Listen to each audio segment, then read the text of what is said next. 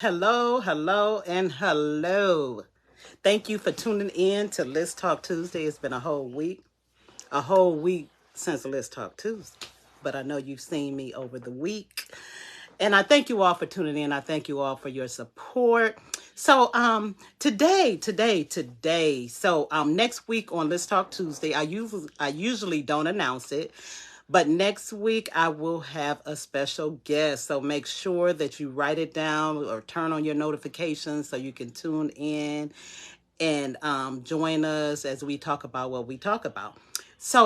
Today's Let's Talk Tuesday is going to be about parents, about caregiving, and whether you're a caregiver. There's a lot of different types of caregiving. So I'm talking to my caregivers today. I'm talking to my people that still have their parents here in the earth, on the planet, where you can touch, feel, see, all of those things with them. I want to talk to you about how we treat our parents. You know, a lot of us have our own story. Don't get me wrong, and I'm not taking anything from anyone because everyone has a story, everyone has their feelings, everyone has a way that they deal and operate with their parents. You know, I'm just thankful that my mother, she's been gone for about 10 years now, and I had the opportunity to spend time with her. Actually, my mother passed away on the Sunday, no, the Wednesday after, well, no, she went to the hospital the Wednesday after Father's Day. And so happened, that was on a Sunday. My dad was over and everything.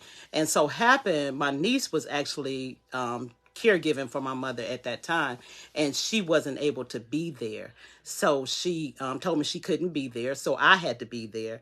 And just how God and the universe works, it was such a special time. I was able to make her a peach cobbler, a healthy peach cobbler. And I who knew that that was going to be my mother's last Sunday and my last time to really just spend time with her. So I made her a peach cobbler. I arched her eyebrows. I combed her hair. I oiled her body down, and just all those good things. So those are the memories that I have, along with other things. So what I want to tell you today is this. Whether you have a good relationship or a bad relationship with your parents, if your parent or parents are still alive, you have time. And the reason why I want to talk about this is because a lot of times we make decisions out of emotions. And it's not a good thing to make a sound decision when you're emotional.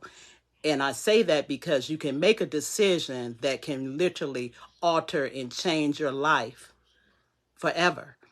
And we have all different types of relationships. You may have your grandparents, your cousins, your niece, your sisters, your friends, your coworkers, and the list goes on. So you can take that across the board. But I'm talking to you about decisions that you make when you are angry. So if you still have your parents in the earth, you can rectify, you can mend, you can just come to a even playing ground. And what I'm talking about there is this: whatever decision that you make sure that it's a decision that you can live with for the rest of your life, a decision that you can live with if they were to transition out of here tomorrow. Why do I say that? I say that because tomorrow is not promised. And a lot of times we make decisions out of emotion. And then when we have to deal with the aftermath behind the emotional decision that we made, it can cause some problems internally.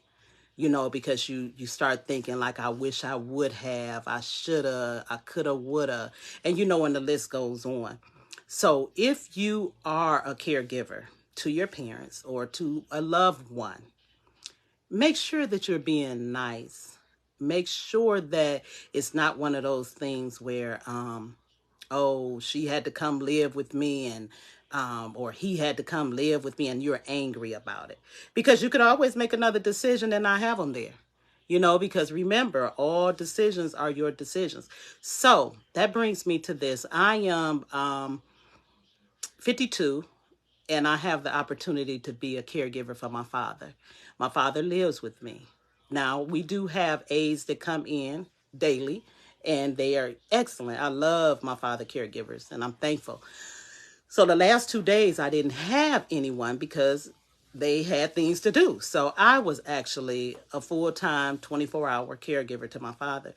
And I'm going to tell you, I've had a good time because what I've done, I've spent time in there with him, just sitting, whether we're watching TV or we're talking. And that's what I want to tell you. If you have your parents here and they're older, spend some time with them and find out what they're talking about. Get some, because this information that you will hear that you never heard before, and this is something that you will be able to put into your memory bank, and those things that you'll be able to hold on to and cherish. And it doesn't even have to be where you can just be sitting in there, and they don't even have to be talking. Because I'm gonna tell you, when they can look over there and see you sitting there, they feel good about that. You young people, you probably be on your phones all the time. Hey, that's okay too. Long as you're there, they see you there. And so, to like I said, tomorrow is not promised. You only get one mother and you only get one father. I'm not biological. Now you can have other ones that come along the way and that are there for you and that you talk to and you confide in and you do all those things. But if you have the opportunity to have your parent or your parents still here in the earth, take some time, spend some time with them, go inside yourself and find out what can you do to help them, but more so than that, what can you do with them to help you? Is it an easy thing? No, it's not an easy thing to be a caregiver because now you're in a place where you may have been used to coming and going as you please, and now you can't do that. You have to make sure that you have someone that can come sit with them. You may, maybe you're a caregiver to a certain extent where your mother or your father can't get around anymore, so you have to do all their run. You have to run around and get their prescriptions. You have to go do their grocery shopping. You have to do their washing. You have to assist with things, paperwork in the house. Maybe you're that type of caregiver. If you are that type, be a cheerful caregiver. Okay, because no one, so put yourself in their position. Here it is, they're used to being independent, because we're all going to get older. Okay, now here they are in a situation where they're not able to do everything that they used to be able to do for themselves. And so now they have to call on you to ask you to do it for them. Think about you and now having to call on someone to ask someone to do something for you. Now, I know a lot of people like, I don't like asking people to do nothing for me because you always have to hear all the extra. Either you're going to do it or you're not. I had talked to somebody the other day and they said that, and I get it. But so if you could take yourself and put yourself right there in that situation, if that was you and you had to ask someone to do certain things for you, how would you want to be received? I remember when my mother was alive and she would ask me to do things. And sometimes I'd be like, oh, Ma, I got to go do this. And And so she told me one day, she said, why you always hollering? I was like, I don't be hollering. She was like, you do be hollering. So then later on, I got in my car and I thought about it. And I was like, oh, you do holler a lot. So, be a little gentle when you're responding, even if you don't want to do it, but you have to do it because it have to get done. You know how you have some situations that you don't want to do, but you have to do. Like you might not want to go to work today, but you got to go to work today because you need the paycheck on the back end of it. Like that. That's what I'm talking about. Doing something you don't want to do, but you have to do it. If you know you have to do it, be cheerful in doing it, especially when you dealing with the person. Don't make the person feel like they don't want to come back and ask you to do a thing again. If you are a caregiver out there, providing maybe you're not full blown, but you're there, your parents live with you. Make sure you're taking time for you. Make sure that you don't lose yourself in the midst of caring for your loved ones. because then once they do transition out, you're lost. Okay. You have to go back and find yourself, so that's my message today. If your parents are still here, if you can find it in your heart, if you can find some forgiveness, if you can just go down into yourself and talk to your higher self and see, if this is a relationship that can be mended. Some can't. I'm thankful that I'm not there, but some relationships can't be mended. But if it is a relationship, but I would ask that you go inside yourself and talk to your higher self and find out if it is, or are you just purity going off of ego, and you want your way in, your way or no way.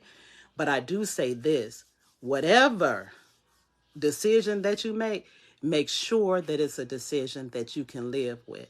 Make sure that it's a decision that if something was to happen, that you would be able to move on and you wouldn't be grieving on a whole nother level where you're destroying yourself and attracting disease and dis-ease to yourself. Okay. So I thank you all. Hey, Anthony Cutting, thank you for tuning in. Hey, Candy. Hey, Lola and Uncle Jerry. Hey, thank you all for tuning in. So that is my message for you today. If you are a caregiver to anyone, even though I'm talking about parents, be a cheerful caregiver.